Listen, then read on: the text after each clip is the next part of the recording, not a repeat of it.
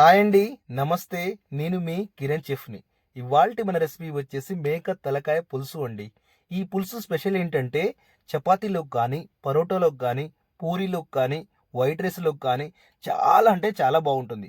ఒకవేళ మాకు పులుసు వద్దు, గ్రేవీ చిక్కగా కావాలంటే అది కూడా ఎలాగ చేయాలో అది కూడా మీకు క్లియర్గా చూపిస్తానండి. ఒకవేళ ఫ్రై కావాలంటే అది కూడా మీకు క్లియర్గా చెప్తాను. టేస్ట్ అయితే చాలా అంటే చాలా బాగుంటుందండి. అచ్చమైన తెలంగాణ స్టైల్లో ఇది చేయడం జరిగింది. మేక తలకాయలో మనం ఎన్నో రకాలుగా చేసుకోవచ్చండి. కానీ ఎన్ని చేసినా కూడా ఈ విధంగా ఒక్కసారి ట్రై చేయండి. చాలా సింపుల్గా చేయొచ్చు. పెద్దగా కష్టపడాల్సిన అవసరం కూడా లేదు. మీకు ఓన్లీ 7 మినిట్స్లో నేను ఈ వీడియో మొత్తం చేయడం జరిగింది. ఫస్ట్ అయితే నేను ఒక 3 పచ్చిమిర్చి తీసుకున్నానండి. 3 పచ్చిమిర్చి నేను ఈ వీడియోలో ఎలా చూపిస్తున్నానో అలా కట్ చేసేయండి. ఆ తర్వాత ఎర్రటి ఉల్లిపాయ అండి. ఎర్రటి కానీ తెల్లటి కానీ ఏదైనా సరే కానీ ఒక 3 వరకే తీసుకోండి. 3 వరకు కన్నా ఎక్కువ వద్దండి. ఎందుకంటే స్వీట్ వస్తుంది. కర్రీ స్వీట్ వస్తే అస్సలు టేస్ట్ ఉండదు. నేను వీడియోలో ఎలా చూపిస్తున్నానో అలా కట్ చేసేయండి. ఎర్రటి ఉల్లిపాయ అయినా పర్వాలేదు, తెల్లటి ఉల్లిపాయ అయినా పర్వాలేదు. ఒకవేళ మీరు గ్రేవీ కావాలనుకుంటే, ఇంకా చిక్క గ్రేవీ కావాలనుకుంటే ఇంకొక ఉల్లిపాయ మాత్రం యాడ్ చేసుకోండి. అంతేనండి, చాలా సింపుల్. ఉల్లిపాయ వల్ల ప్లస్ ఏంటంటే గ్రేవీ అనేది చిక్కగా వస్తుంది. అంతేనండి. తర్వాత తలకాయ కూర అనేది నేను ఒక కేజీ బోర్ తీసుకున్నాను. కాళ్ళు తలకాయలు ఈ 2 వస్తాయండి. ఒక విషయం అండి, దీన్ని మాత్రం నీట్గా కడగాలి. ఎంత నీట్గా వాష్ చేస్తే అంత బాగుంటుందండి. ఆ తర్వాత ఒక కప్పు పల్లి ఆయిల్ తీసుకున్నాను. పల్లి ఆయిల్ తీసుకొని ఒక 3 చిన్నపాటి చెక్క, లవంగ, యాలకులు, ఒక్క బిర్యానీ ఆకు అంతే సరిపోతాయి. ఎక్కువ మసాలాలు కూడా అవసరం లేదు. దీనికి మనం మిక్సీ చేసి గ్రైండ్ చేసిన అవసరం కూడా ఏది లేదండి. మిక్సీ చేయాల్సిన అవసరం కూడా లేదు. ఈ మసాలాతోటి మనం సర్ది పెట్టుకోవచ్చు అండి. చాలా అంటే చాలా బాగుంటుంది. తర్వాత మనం కట్ చేసిన పచ్చిమిర్చి వేసుకోవాలి. కట్ చేసిన పచ్చిమిర్చి వేసుకొని కాస్త మగ్గగానే ఉల్లిపాయ వేసుకోవాలండి. ఉల్లిపాయ కూడా కాస్త ఎర్ర కలర్ వచ్చే వరకు అలా ఉంచండి. ఎర్ర కలర్ ఉల్లిపాయ అనేది మగ్గిపోవాలండి. మగ్గితే ఇంకా బాగుంటుంది.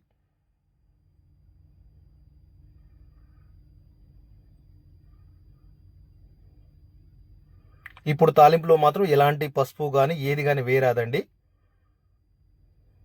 తర్వాత కరివేపాకు వేసుకోండి.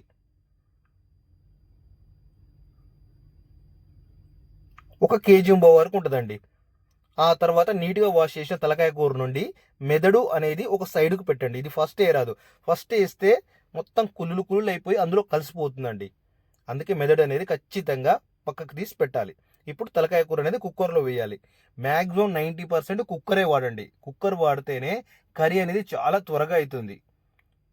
తలకాయ కూరకు మెయిన్ కుక్కరే అండి. మ్యాక్సిమం 5 విజిల్ వచ్చేలాగా చూసుకోండి. 5 విజిలకు మంచిగా బాయిల్ అవుతుందండి.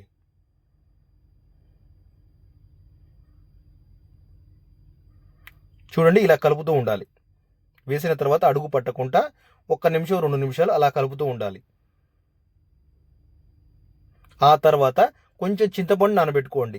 ఒక నిమ్మకాయ సైజ్ అంతా చింతపండు నానబెట్టుకోండి. ఖచ్చితంగా నిమ్మకాయ సైజ్ అంతా చింతపండు అయితే వేసుకోవాలండి. దీనికి చింతపండే ప్లస్ అండి. టేస్ట్ చింతపండు వల్లనే వస్తుంది. కాబట్టి చింతపండు రసం అనేది మిస్ చేయొద్దు. కొంతమంది నిమ్మరసం కలుపుతూ అంటారు కానీ నిమ్మరసం వల్ల అస్సలు టేస్ట్ రాదు. తర్వాత వచ్చేసి ఒక 1/2 టేబుల్ స్పూను పసుపు వేసుకున్నాను.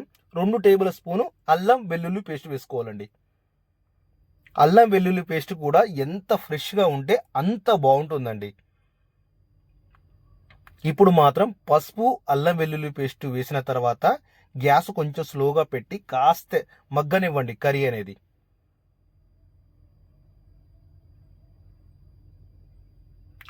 కాస్త మగ్గనివ్వండి.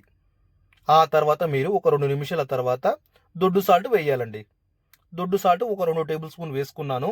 ఒకవేళ తక్కువ ఉంటే మళ్ళీ మనం వేసుకోవచ్చు. కానీ ముక్కలు అనేది చూసి వేసుకోండి జర. ఎందుకంటే ఒకవేళ ఎక్కువైతే మనం కర్రీ అనేది అస్సలు టేస్ట్ బాగుండదు. 2 టేబుల్ స్పూన్ కంటే ఒకవేళ తక్కువ ఉంటే మళ్ళీ యాడ్ చేసుకోవచ్చు. ఆ తర్వాత కొంచెం ఒక అరకప్పు వరకు పెరుగు పోసుకోండి. పెరుగు ఎందుకు పోసుకుంటున్నానంటే పెరుగు వల్ల కూర అనేది కౌసు రాదండి. ముఖ్యంగా కొంచెం తలకాయ కూర అనేది కొంచెం ఎక్కడో ఒక దగ్గర కౌసు అనేది తగులుతుంటుంది. కాబట్టి పెరుగు వేసుకుంటే ఏమవుతుందంటే కౌసు అనేది అస్సలు రాదు. అందుకే కొంచెం అలా యాడ్ చేసుకోండి, సరిపోద్ది. మరీ ఎక్కువ కాదు, కొంచెం యాడ్ చేసుకోండి. ఆ తర్వాత కారం వేసుకోండి. కారం అనేది మీ చాయిస్ అండి. నేనైతే ఒక 2 టేబుల్ స్పూన్ వేసుకున్నాను. కాస్త ఎక్కువ తినే వాళ్ళు ఉంటే ఎక్కువ వేసుకోవచ్చు. ఫ్రైకి అయితే మాత్రం ఒక 4 టేబుల్ స్పూన్ వరకు పడుతుంది. ఇప్పుడు ఒక 5 నిమిషాల వరకు కారం, ఉప్పు, మసాలా అన్నీ వేసాం కాబట్టి ఒక 5 నిమిషాల వరకు కాస్త మగ్గనివ్వండి. మగ్గిన తర్వాత చింతపండు రసం అనేది పోసుకోండి.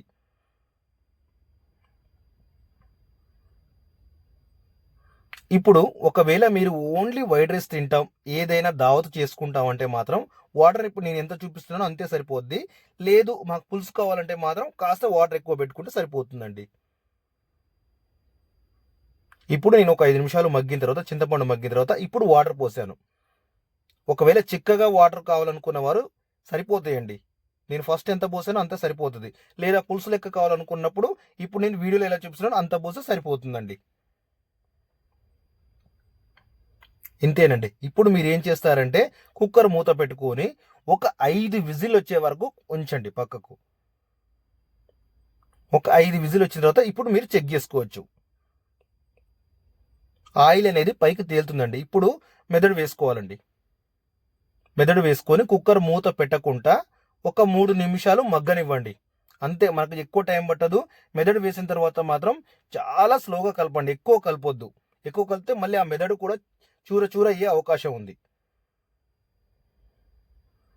అంతే. ఆ తర్వాత ధనియాల పొడి వేసుకోండి, 1 టేబుల్ స్పూన్ ధనియాల పొడి. ఆ తర్వాత మటన్ మసాలా వేసుకోండి, 1 అర టేబుల్ స్పూన్. అంతేనండి, చాలా సింపుల్. ఇదే విధంగా మొత్తం చేసేయండి. ఇంతే నేను చెప్పిన విధంగా. అలాగే కొత్తగా ఛానల్ చూస్తున్న వారు సబ్స్క్రైబ్ చేసుకోండి, ఎందుకంటే మీకు అన్ని విధాలుగా యూజ్ ఉంటుందండి ఈ ఛానల్. ముఖ్యంగా మీకు ఈ వీడియో నచ్చితే లైక్ చేయండి. లైక్ అనేది చాలా ఇంపార్టెంట్ అండి, మీరు ప్రోత్సహించినట్టు ఉంటుంది ఈ వీడియోకు. సబ్స్క్రైబ్ చేసుకోండి, లైక్ చేయండి, వీడియో నచ్చితే షేర్ చేయండి. ఓకేనండి, చాలా చాలా థ్యాంక్ యూ అండి ఈ వీడియో ఇంతసేపు చూసినందుకు.